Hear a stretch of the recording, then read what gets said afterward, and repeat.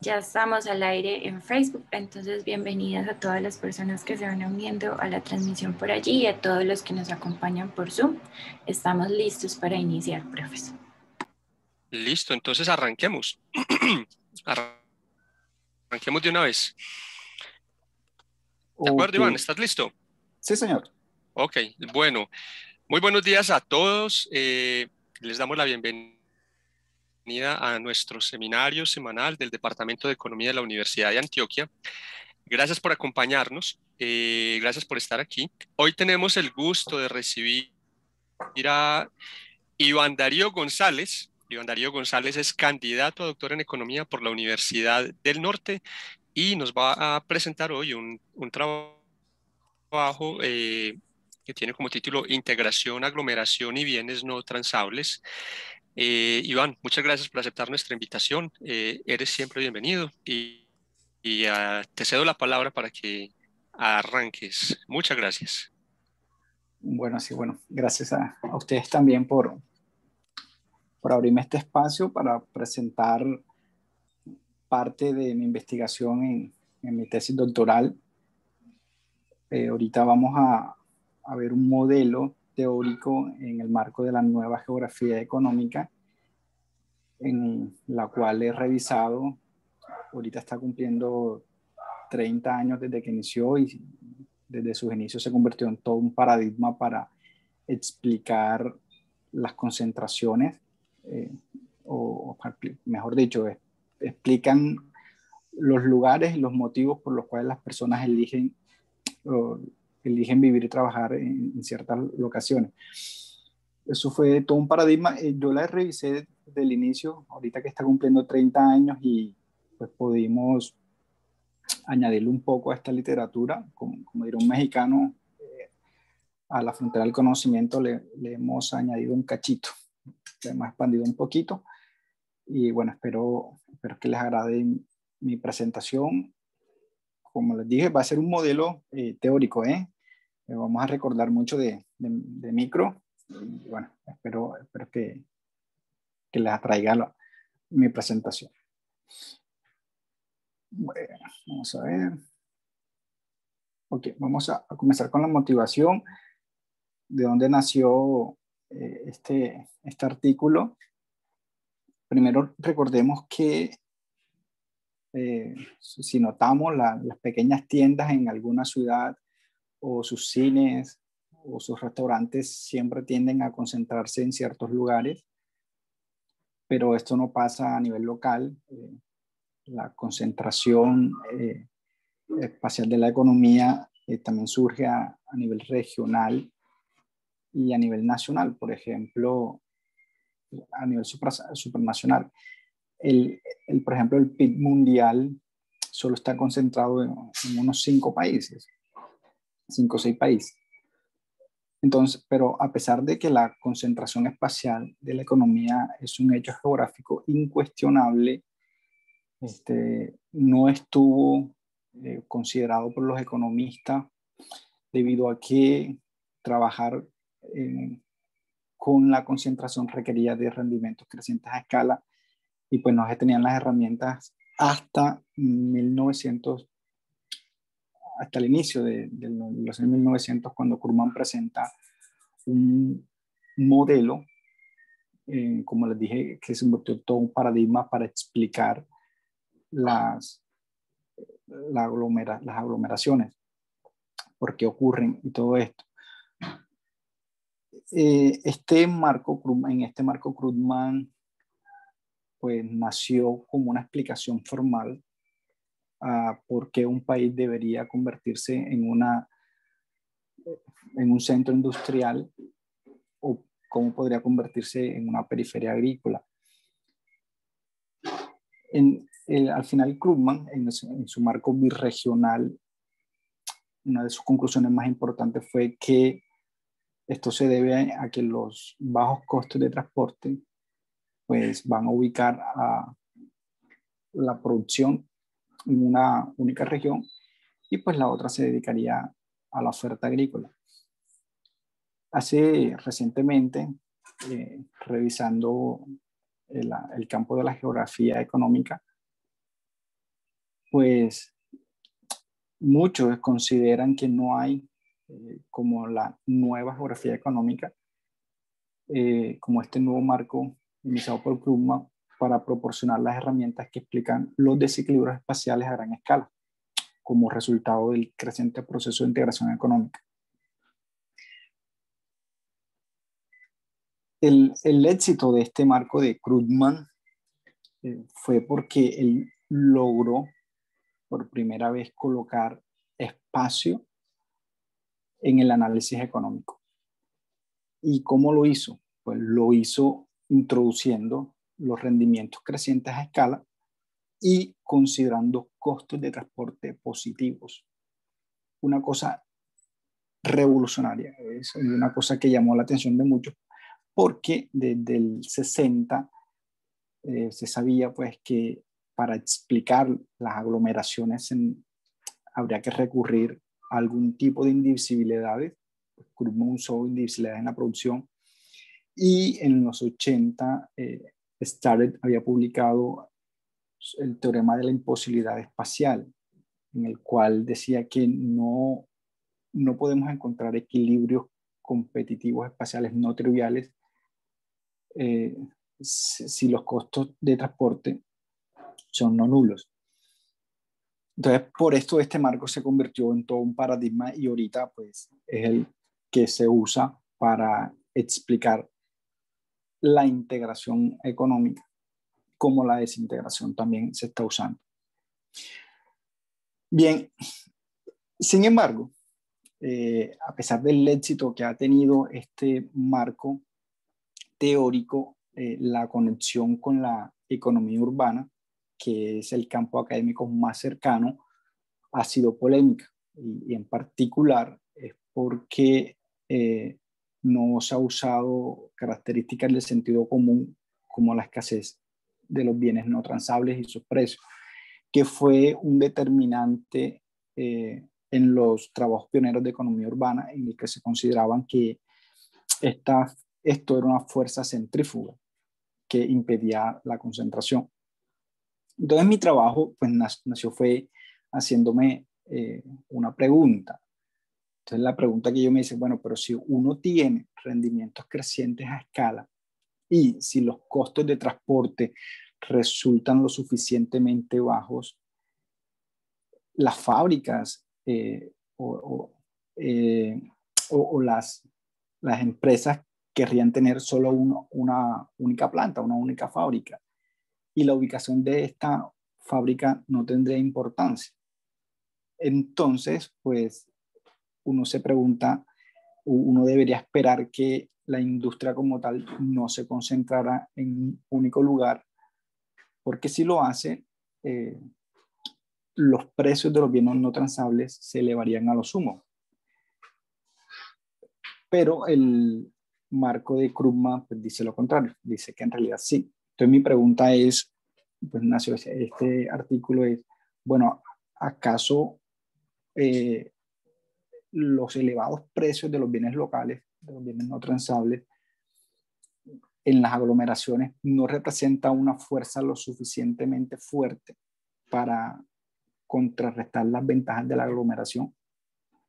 Entonces, con esta pregunta, pues creamos este nuevo marco, y pues vamos a responder en realidad es que sí, al contrario al modelo base de la nueva geografía económica. En realidad nosotros lo que estamos investigando es, bueno, ¿qué pasa cuando los costos de transporte son lo suficientemente bajos y suficientemente altos? ¿Se va a concentrar la industria o no se va a concentrar? En nuestra revisión literaria, pues encontramos que la NED ha explicado esto. La NED ha explicado que tanto para bajos como para altos costos de transporte, la industria no se va a concentrar. Sin embargo, lo que vimos nosotros es que se ha explicado desde otras perspectivas, como lo vamos a ver más adelante. Y pues nosotros lo que hicimos fue entonces tomar el modelo original de Krugman y añadirle un sector más, el sector de los bienes no transables. para responder a las preguntas antes mencionadas. Como les había dicho, los temas de integración económica ahorita son desde Krugman, han sido de mucho interés para los economistas en la corriente principal. Y ahorita desde el tema del Brexit, nuevamente se ha interesado mucho los economistas nuevamente en este marco para explicar los fenómenos de desintegración. Entonces, lo que vamos a presentar ahora podría también considerarse como una introducción formal a este marco de la nueva geografía económica, con nuestra pequeña contribución a la literatura de la nueva geografía económica. Bien, entonces comencemos. Vamos a ver cuál es la estructura básica del modelo. Consideremos un mundo que solo tiene dos regiones: los consumidores en la región 1 y consumidores en la región 2. Bueno, estos consumidores van a gastar de sus ingresos una parte beta en un bien local, y lo van a consumir en su misma región. Además, vamos a asumir que ellos de sus ingresos también gastan en variedades. Esas variedades van a adquirir del sector moderno, que va a ofrecer, ya veremos por qué el nombre de variedades. Para adquirir estos bienes, ellos van a adquirir bienes tanto de su región como de la región extranjera. Aquí he puesto un tau que este parámetro está indicando los costos de transporte. Los hemos asumido tipo iceberg. Recordemos a Samuelson, que decía que para explicar cuándo el comercio se dificultaba o cuando era difícil comerciar, él lo asoció. Si usted lleva trigo de un lugar a otro en una carreta, pues en el camino pues, se pierde trigo. No va a llegar completamente el trigo, entonces el trigo que se pierde, nosotros lo modelamos diciendo que son los costos del transporte, más o menos algo parecido acá. Aquí los costos de transporte pues, podrían ser fletes, pero también podrían ser aranceles o cuestiones culturales, como problemas de la comunicación también. Entonces los costos de transporte no solamente son los físicos de la distancia. Bien, entonces hasta ahora digamos que los consumidores en ambas regiones van a consumir un bien del sector no transable, un bien local. Van a consumir variedades de ambas regiones y además van a consumir otro bien de un sector tradicional, un bien homogéneo, y este bien homogéneo no va a incurrir en costos de transporte. Como este bien no incurre en costos de transporte y como este bien va a estar bajo rendimientos constantes a escala, pues lo vamos a tomar como numerario.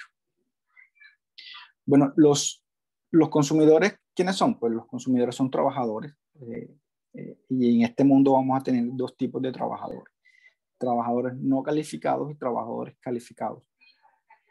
Los trabajadores calificados pues van a obtener sus ingresos como compensación por su trabajo en el sector moderno, y estos trabajadores calificados van a ser perfectamente móviles entre las regiones.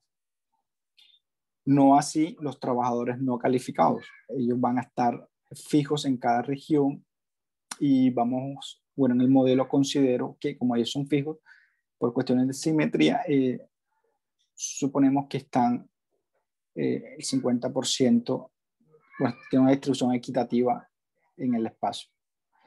Bueno, los trabajadores no calificados van a obtener ingresos como compensación de trabajar en el sector tradicional, pero ellos también van a ser dueños del bien local.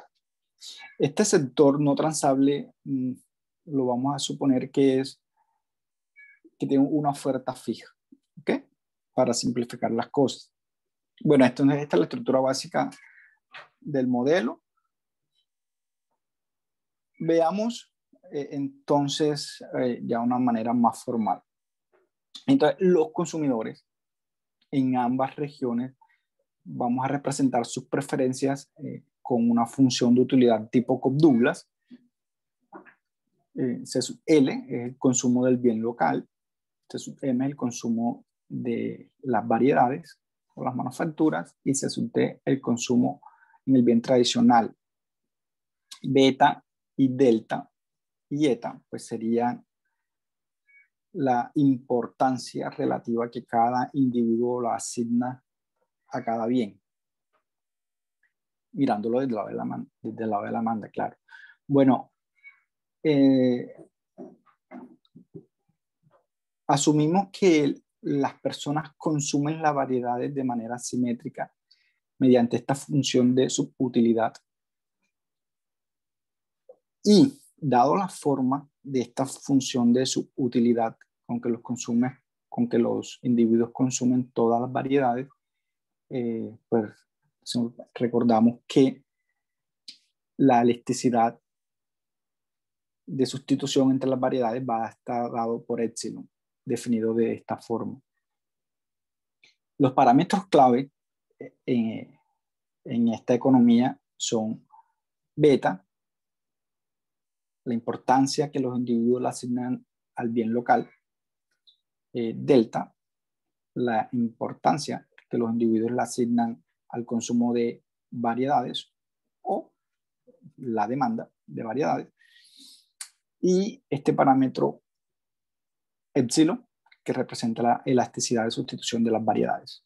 Es importante notar aquí que se ha elegido una función CES, y lo que estoy diciendo con esta función, dado que ρ es menor que 1, estamos diciendo que las variedades no son sustitutos perfectos.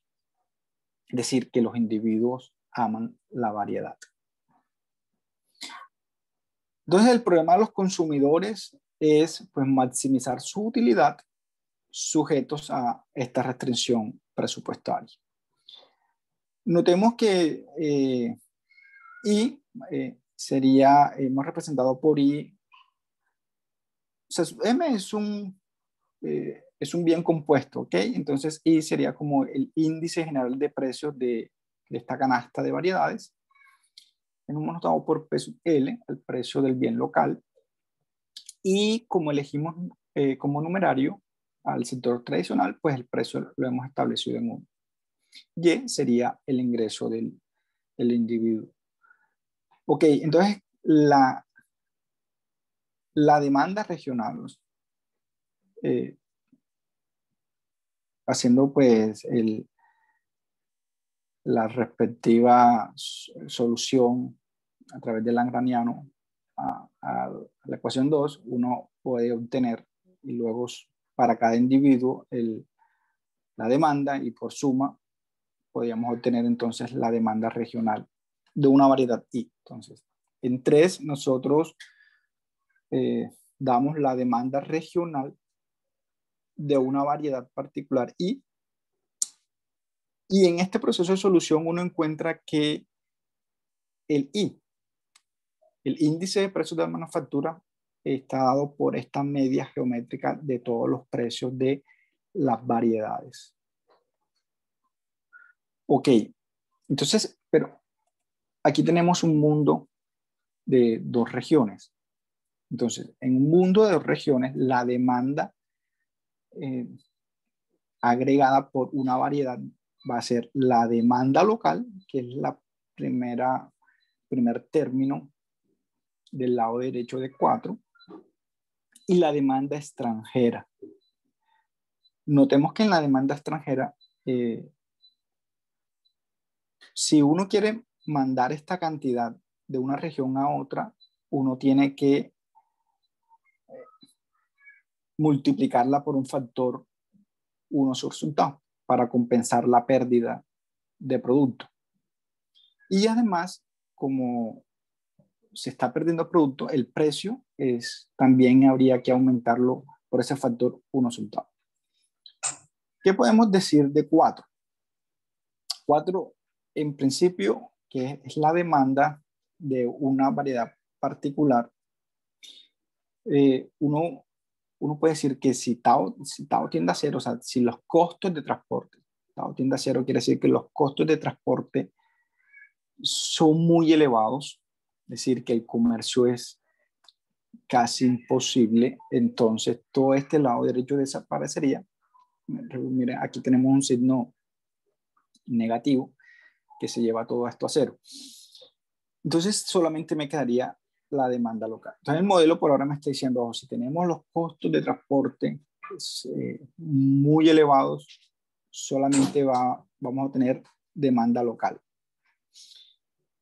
Por otro lado, si los costos de transporte no son lo suficientemente pequeños, es decir, digamos, no hay costos de transporte, Tao tiende a 1, la demanda de una variedad no va a depender del lugar de producción. En cualquier lugar, en cualquiera de las regiones que se coloque una empresa va a tener la misma demanda.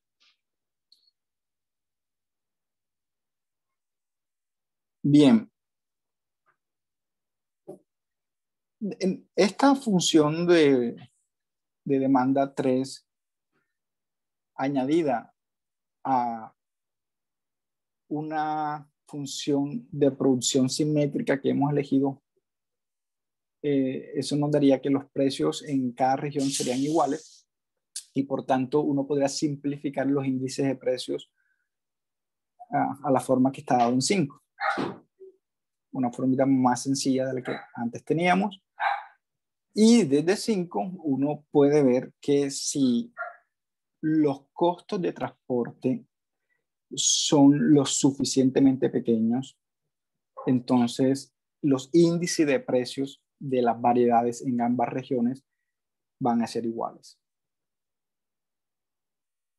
Para ir terminando del lado de la demanda, recordemos que el costo de vida de los individuos en una región R particular va a estar dado por los precios que pagan por los bienes que consumen. En este caso, el precio del suelo, el precio del compuesto de variedades y 1. Recordemos que 1 es el numerario, no lo ponemos aquí. Cada uno elevado a su participación. Desde aquí me comienzo a alejar mucho del modelo base de la nueva geografía económica, porque en aquel modelo no existe beta, o beta se considera 0, es decir, que los individuos no están interesados en el consumo de los bienes locales. Y lo que vemos aquí es que ya el costo de vida no solamente, en mi modelo, no solamente va a depender del índice de precio de las variedades. Resaltamos que si alguno de los dos, si beta o delta es 0, es decir, si los individuos no están interesados en las variedades o si no están interesados en el consumo de un bien local, como en el modelo original, pues el costo de vida va a depender del otro bien. Por último, nosotros hemos considerado que el sector de los bienes no transables le pertenece únicamente a los trabajadores inmóviles. Ya que son bienes no transables, hemos puesto ese supuesto. Y si hacemos eso, uno puede entonces considerar que omega sub R definido de esta forma, el salario, W sería el salario industrial sobre costo de vida, el lado derecho de 7 representa la utilidad de los trabajadores calificados. Los trabajadores calificados son los que son móviles entre las regiones y por eso no solamente vamos a estar interesados en su utilidad o, si queremos, en su salario real. Ellos son los que se van a estar moviendo, así que ellos son los que van a determinar a dónde va la industria al fin y al cabo. Bien. Del lado de la oferta, pues como dije en la estructura básica, vamos a considerar por simplicidad que el bien local se ofrece con una oferta fija S en cada región. Piense, por ejemplo, que el bien local sería el consumo de suelo. Si así le parece, para asimilar este supuesto. Hemos supuesto que cada trabajador poco calificado produce una unidad de bien tradicional y eso implica que su salario pues, va a ser su producto marginal, que es 1 en este caso. Entonces, los trabajos poco calificados, pues, por eso le hemos elegido como numerario también. Su salario va a ser igual en ambas regiones. Bien, por otro lado, en el sector manufacturero, hemos supuesto que el I menos alfa trabajadores son necesarios para producir QSI unidades de cierta variedad. Es decir, nosotros hemos elegido un requerimiento mínimo de trabajo. Cuando siempre que se elige una indivisibilidad, pues eso nos va a llevar a retornos crecientes a escala. Y además, entonces, si uno tiene retornos crecientes a escala y uno tiene amor por la variedad, entonces al final las firmas van a terminar produciendo un único artículo. Esto lo que nos está diciendo es que este modelo está bajo competencia monopolista o monopolística. Bien, el modelo supone que tenemos un número de empresas lo suficientemente grande, así que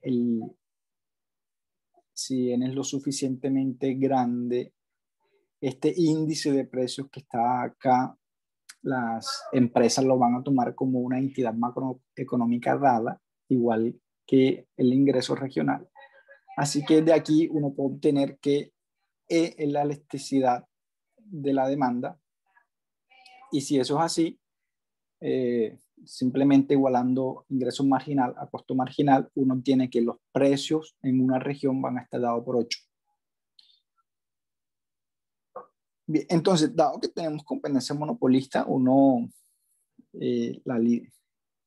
se asume la libre entrada de firmas, la libre entrada y salida de firmas, y eso, pues como sabemos, eso lleva un beneficio económico cero.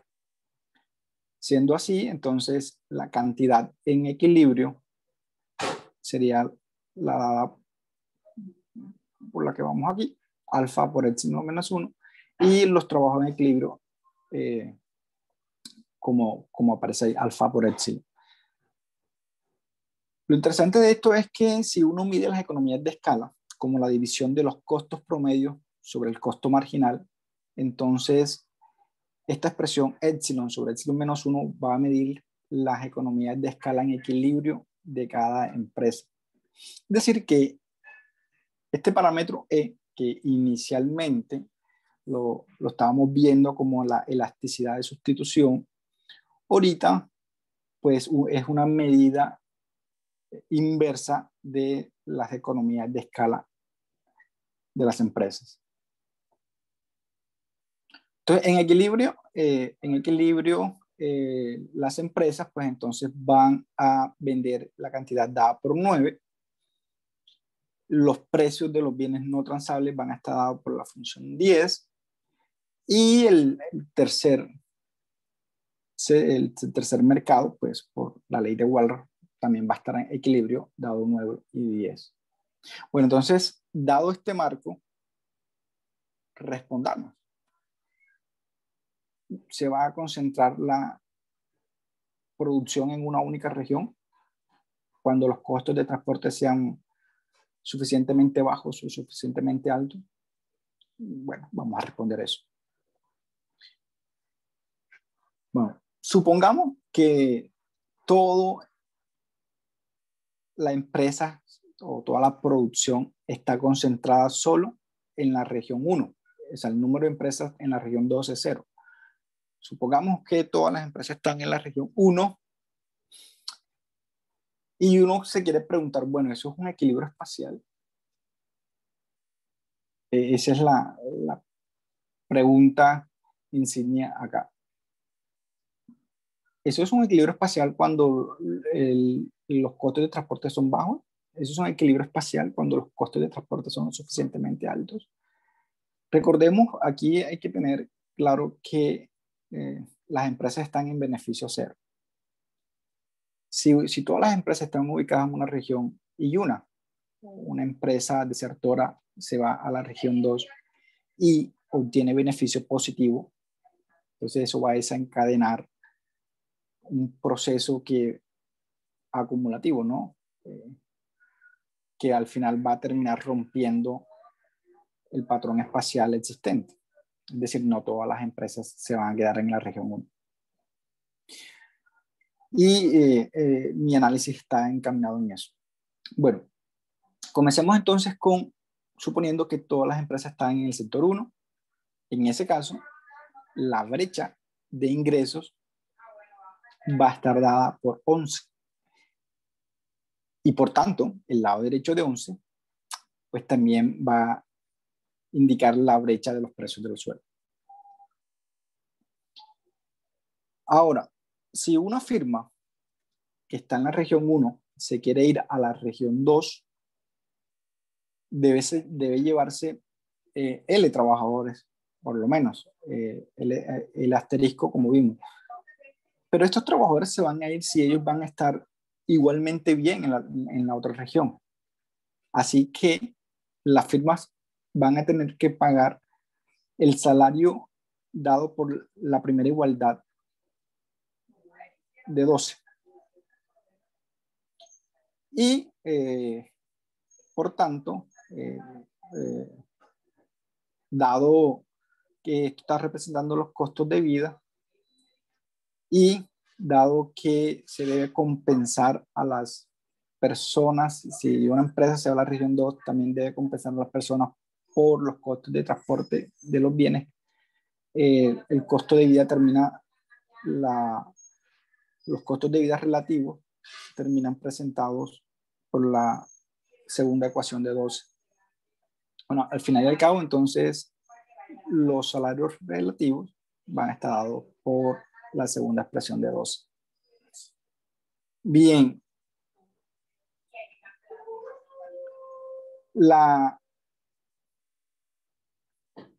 Cuando las empresas se van al otro lado, si una empresa se quiere ir de la región 1, ella tiene que hacer cálculos, ¿no? O sea, yo me voy si voy a tener ingresos positivos, si no, no tiene ningún sentido. Pero no solamente tiene que tener en cuenta eso. Bueno, también tienen que tener, los trabajadores tienen que tener en cuenta los costos de vida en la región 2. Bueno, teniendo en cuenta eso, las ventas, es decir, el precio de las variedades por la cantidad vendida en la región 2, simplemente es precio por cantidad, va a estar dado por 13. Si una empresa se va, los ingresos totales por venta van a estar dados por 3, pero actualmente están dados por esta expresión que está aquí, es decir, la demanda general en variedades dividido por el número de empresas. Esta es la cantidad de ingreso total actual. ¿No? Podría decir que bueno, una empresa se va a la región 2 si B2 es mayor que B1, es decir, si sus ventas en la región 2 son mayores que la región 1. Pero como he dicho, uno tiene que tener en cuenta los costos de vida. Al final y al cabo, en estos modelos, los trabajadores calificados terminan siendo dueños de las empresas. Entonces, estos trabajadores deben checar que las ventas, la razón entre ventas a costos de vida en la región 2 sean mayores que en la región 1.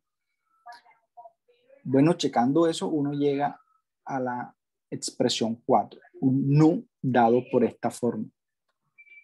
Entonces, todo lo que he dicho hasta ahora se colapsa en 14 y 14 lo que me está diciendo, sí, NU dado de esta forma que está aquí es mayor que 1, es rentable para las empresas ubicarse en la región 2. Es decir, que habíamos iniciado con todas las empresas en la región 1, pero si se da que NU es mayor que 1, eso se va a romper.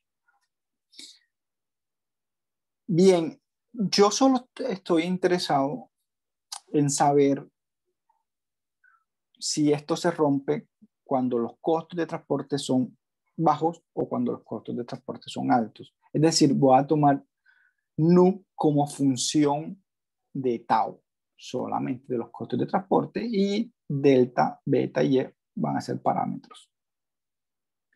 Ok, entonces si yo tomo límites cuando tau tiende a 1, que era mi pregunta original, bueno, ¿qué pasa cuando tau tiende a 1? Yo obtengo que beta, que NU en realidad es mayor que 1.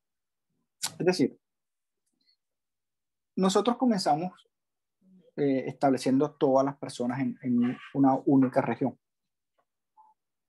La concentración mundial estaba concentrada en una única región, y en este mundo hemos visto que si los costos de transporte son lo suficientemente pequeños, va a ser rentable para las empresas salir de la región 1 a la región 2. Es decir, cuando los costos de transporte son bajos, no hay concentración industrial.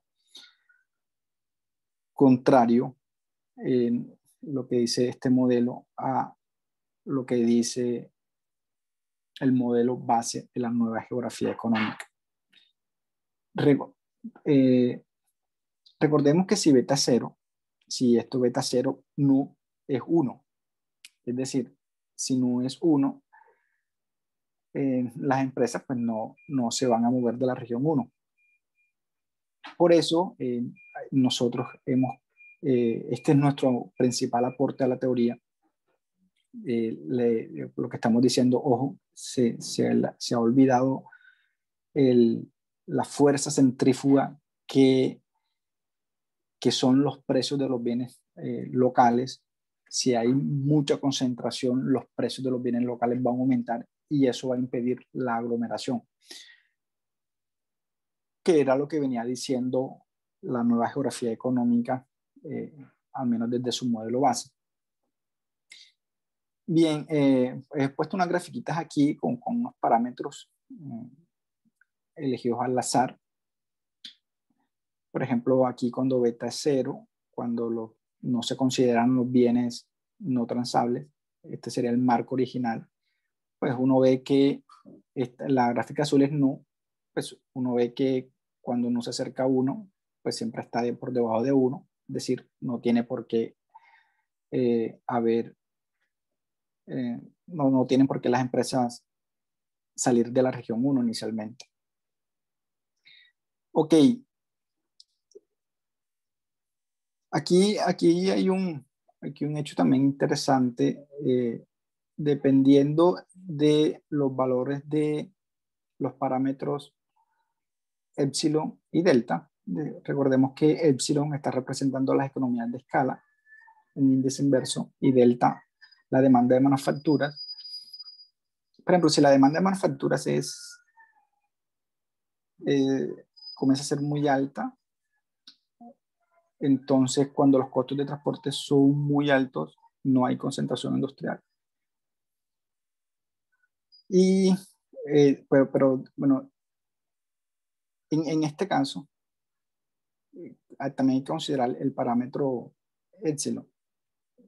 En este caso, en el caso de la línea negra, esta línea negra para mí es un hecho importante porque en la nueva geografía económica, pues este caso de la línea negra no se tiene en cuenta porque en los modelos anteriores esta línea negra estaba por debajo de 1 y lo que se decía es que había un tipo de condición de agujero negro si se cumplía que o la elasticidad, los retornos crecientes son muy grandes o la demanda es muy grande, entonces los modelos colapsarían a estar siempre ubicados en una sola región.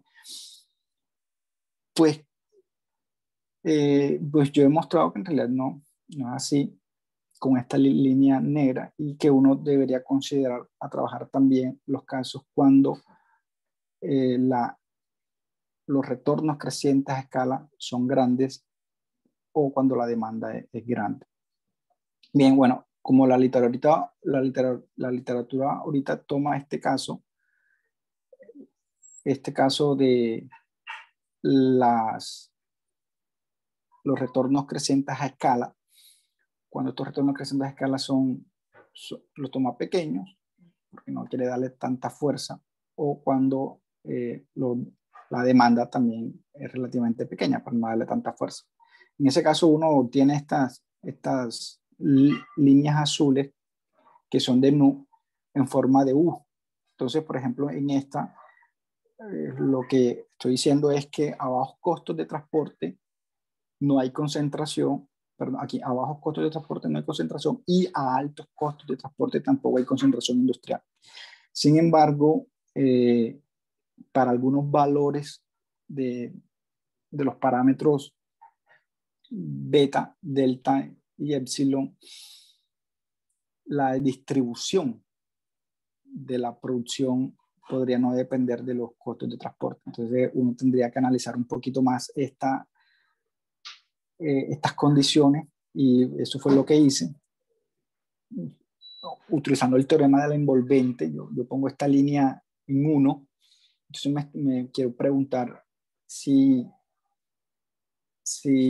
la importancia que las personas le asignan a los bienes locales ayuda a la aglomeración o no. Y lo mismo si los retornos crecientes a escala o la demanda ayudan a la aglomeración o no. En este caso yo he encontrado que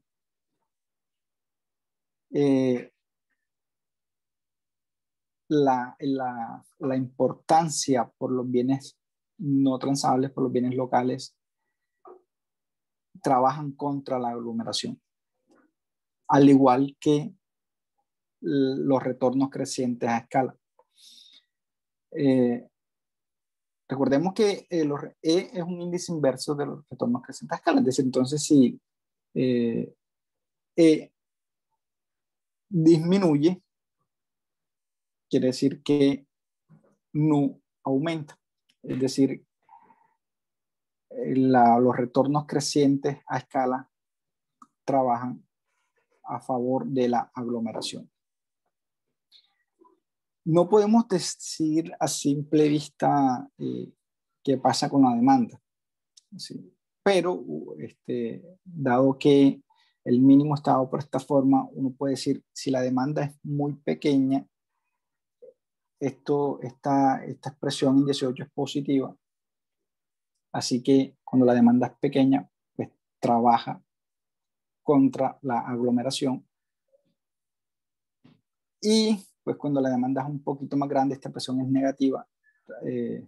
Pero como dije antes, la literatura no toma en cuenta mucho pues las demandas grandes en estos modelos. Pero al menos aquí yo muestro que cuando la demanda es grande, y como pues lo dijo Krugman y Venables en su libro, cuando la demanda es grande, pues estamos la condición de no agujero negro, en la condición de agujero negro. Es decir, cuando la demanda es grande, la demanda trabaja a favor de la aglomeración. Un hecho importante que hemos sacado de este artículo es estos tipos de modelos han sido muy cuestionados porque contrastarlos empíricamente es difícil. Nosotros hemos deducido que quisimos ver cuál es el ajuste de los precios de los bienes no transables. Recordemos que en economía urbana hay un axioma clave, pues, que dice que para que haya equilibrio espacial, los precios siempre deben ajustarse. Entonces, apelando a ese axioma, entonces igualando los salarios reales de los trabajadores, uno puede deducir esta expresión 19. Esta expresión 19 nosotros la contrastamos empíricamente, mi asesor y yo. Nosotros con esta ecuación 19 pues mostramos, bueno, fue algo muy bonito, porque esta ecuación 19, si uno si toma logaritmos en ambos lados, uno va a estar diciendo que 1 sobre beta es la elasticidad ingreso-precio de la demanda. Entonces nosotros pudimos comprobar empíricamente, o formulamos una nueva propuesta para calcular la elasticidad ingreso-precio de la demanda. Con 19, este beta nosotros lo usamos como el porcentaje o el gasto de las personas en vivienda en Madrid, España. Nosotros calculamos este beta, cuánto gastan las personas en vivienda en Madrid, España, y pudimos comprobar que en realidad 1 sobre beta era la elasticidad ingreso-precio de la demanda. A nosotros nos dio cerca de 2, que la elasticidad predicha sin utilizar econometría. Uno predijo la elasticidad ingreso-precio en Madrid en este periodo de tiempo debe ser 2. Eso es muy, muy importante. Lo usamos en econometría, y luego utilizamos econometría espacial para comprobarlo. Y estamos contentos de eso porque, bueno, todos saben, al menos en la vivienda, lo importante que es esta elasticidad. Pues ya te puede predecir los cambios a corto plazo de los precios del suelo, como también a largo plazo. Pues bueno, y eso es demasiado importante porque todos sabemos que los cambios en los precios de la vivienda pues repercuten en el resto de la economía. Bueno, entonces, al menos con este marco hemos podido sacar algo de econometría. Bueno, resumiendo un poquito, lo más importante que nosotros hemos hecho acá es, al introducir un nuevo sector en los modelos básicos de la nueva geografía económica, hemos encontrado resultados pues opuestos a los de ellos. Y básicamente lo que uno puede decir es que si los productos, si las personas consumen productos locales o productos diferenciados de manera infinitesimal, pues la aglomeración total de la economía será un equilibrio espacial, como lo venía diciendo Krugman, pero si no, no será así. Y pues del otro lado, pues habíamos dicho que si las economías de escala o el consumo de los productos diferenciados son lo suficientemente grandes, la aglomeración total de la economía en una región sería un equilibrio espacial. Y si son pequeños, pues no sería un equilibrio espacial. ¿Ok? Como les había dicho, en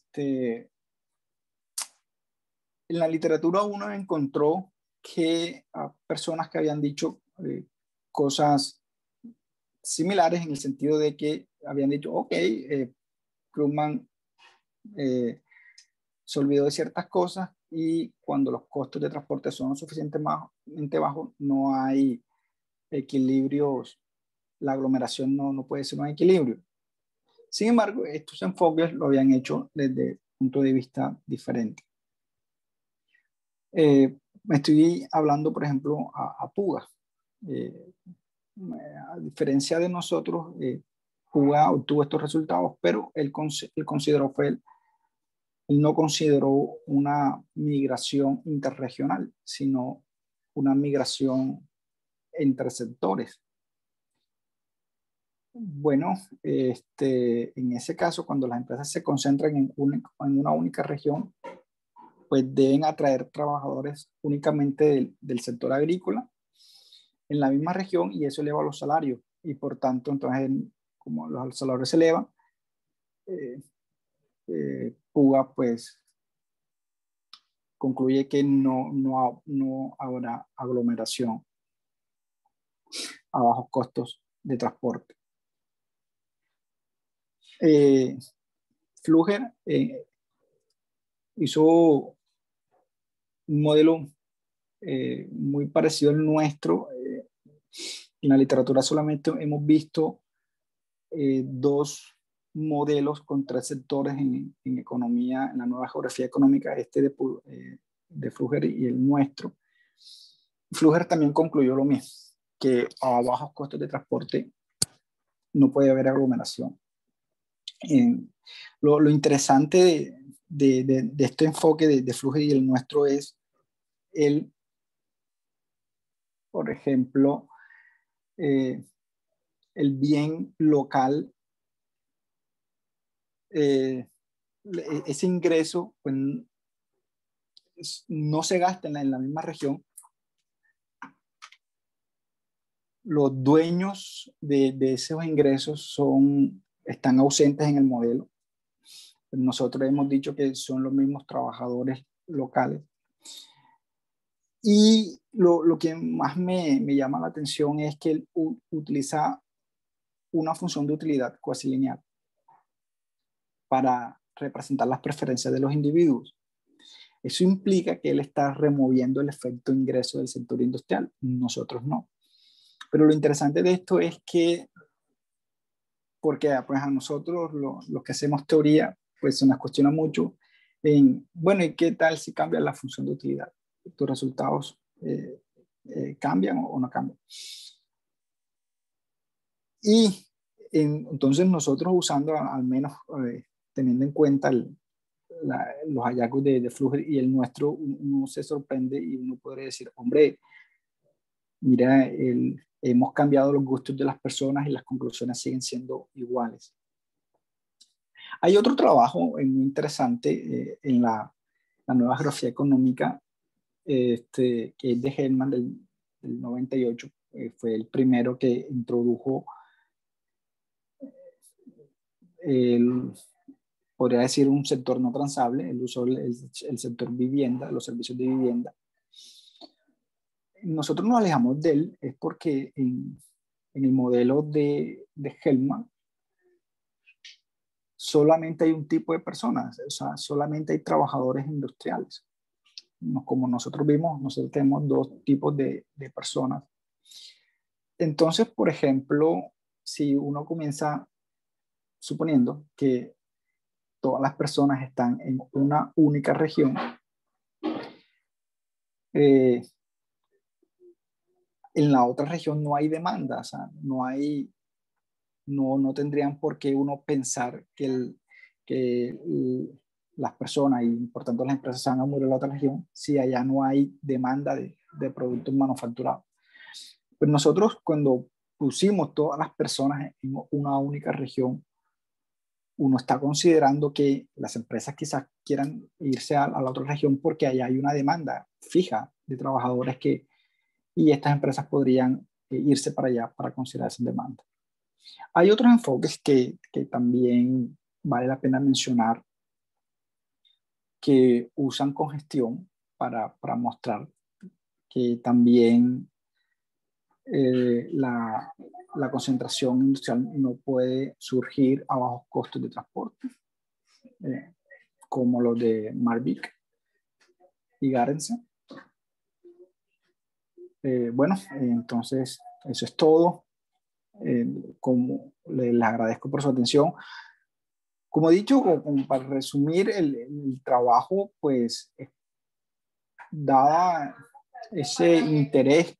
Hay personas que dicen que va a haber relocalización ahora en la Unión Europea por esto del Brexit. Entonces, como este marco de la nueva geografía económica, pues se considera que es el mejor para describir o para explicar las economías de aglomeración, pues uno podría tomar este trabajo en principio como había dicho, como una instrucción formal. Pero, sin embargo, nosotros le hemos contribuido añadiéndole suelo, por decirlo así, en alguna parte, porque vamos a trabajar con eso, pues estamos trabajando metiéndole suelo explícito a este trabajo. Bueno, muchas gracias. Esto era todo. Me dijeron que era 2 horas, pero bueno, no creo que una horita está bien para todo esto. Iván, muchísimas gracias por esta presentación que nos has ofrecido. Muchas gracias a todos los asistentes. Yo no alcanzo a ver de aquí si hay alguien con ganas de interactuar o de preguntar, pero mientras eso, yo te voy a hacer una pregunta pues que refleja más como mi ignorancia de estos temas. Este marco, bueno, lo primero es que me imagino que en algún momento vas a dar el paso al mundo empírico, hacer, hacer pues las estimaciones pertinentes para que los datos te hablen, ¿cierto? Sí.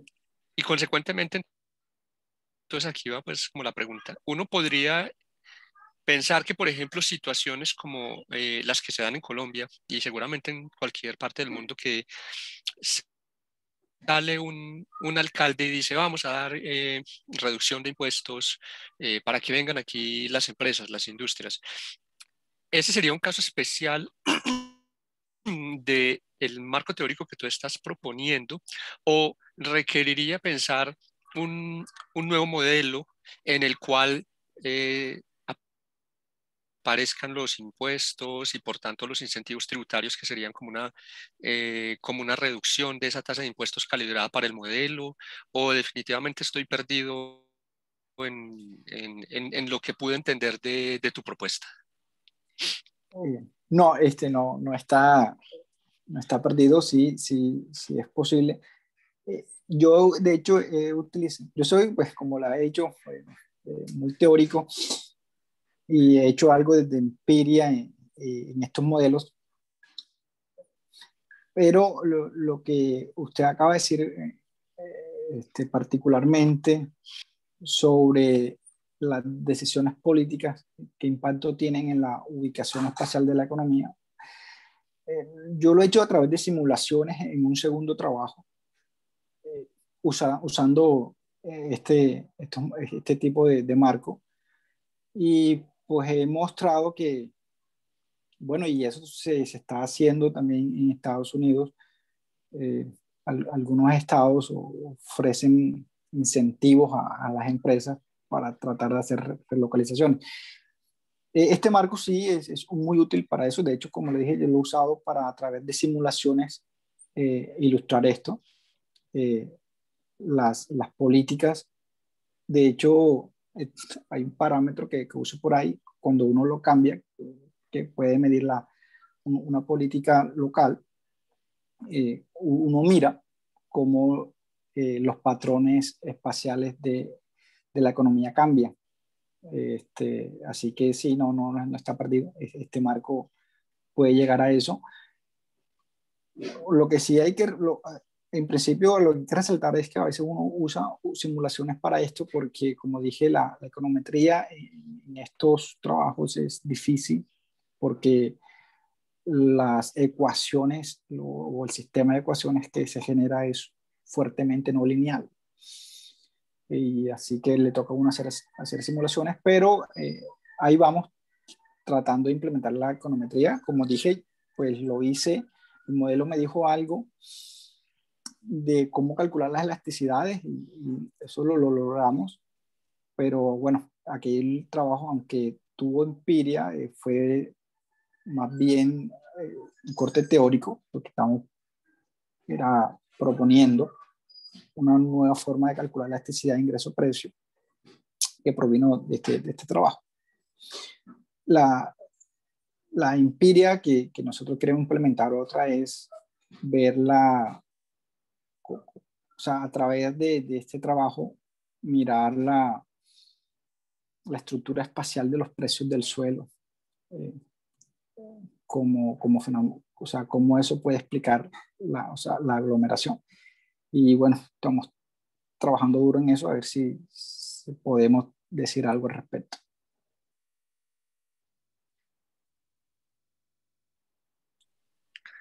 Iván, muchas gracias. No alcanzo a ver si hay alguien del auditorio que esté levantando la mano para interactuar con Iván. Dani, ¿me ayudas por favor a constatar esto? O Tatiana. Profe, todavía no tenemos a nadie con la mano levantada, pero si alguien puede participar, puede hacerlo y le habilitamos el micrófono. Okay, muchas gracias, Dani.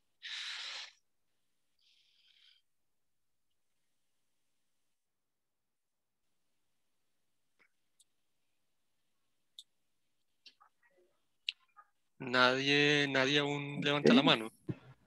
No, profe, no tenemos a nadie.